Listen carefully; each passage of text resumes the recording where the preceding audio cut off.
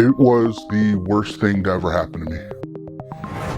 All I could think about was how this was going to affect the rest of my life.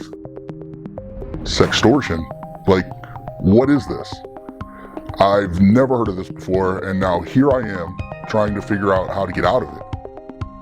I don't think I've ever been so afraid.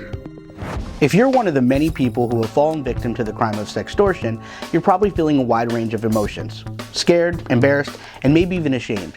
And that's completely understandable. Sextortion is a particularly invasive and frightening form of blackmail, and it's happening more and more often. But what is it exactly, and how can you protect yourself? Sextortion is a type of cybercrime where someone is threatened with the release of their sexually explicit images or videos unless they provide money, sexual favors, or in some cases, more compromising material. Sextortion can happen to anyone, regardless of age, gender, or sexual orientation. It's a crime that knows no boundaries, and honestly, it affects more people than you might imagine. I thought I finally met the girl for me. She said everything I wanted to hear. I trusted her. Only to find out that I really don't even know who I was talking to.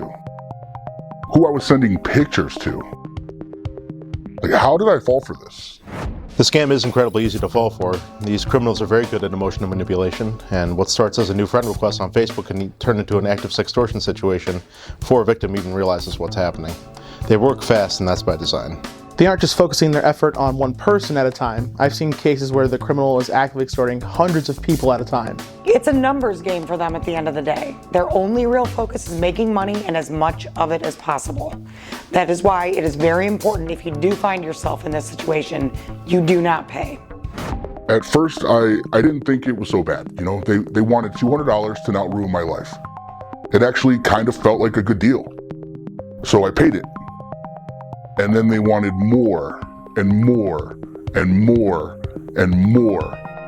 And the threats got worse and worse. And, I don't even want to admit how much money I gave them. They were relentless.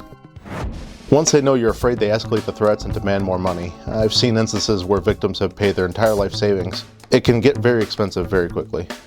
I get asked a lot, if I don't pay them, what am I supposed to do to stop them? And that's a fair question. Sure, you can report it to the local police, but odds are they're not going to be able to do much of anything. You can report it to the FBI using the IC3 website. They probably aren't going to act on your report, but it is important documentation. You can report the account they're using to communicate with you as well, but even that doesn't always work. Truthfully, there's not much any one person can do on their own. My back was against the wall. My life, my finances, they were in shambles. I felt absolutely alone. So I started researching help online, and I found it. If you found yourself in a situation where you've fallen victim to the crime of sextortion, don't panic. We're here to help. Through cutting-edge tactics and technology, we can intercept and mediate communications, all while maintaining your privacy and making sure that your private content isn't released. You can count on our experienced team of investigators to help you right away. Getting your life back is just one click or call away. Sextortion is real. It's real and it's terrifying. But you don't have to face these criminals alone. Because you are not alone. I can honestly say that I don't know what my life would look like today without the help I received from digital forensics. I mean that. Help is available. Don't hesitate to reach out. Thanks for watching, and until next time, stay safe out there.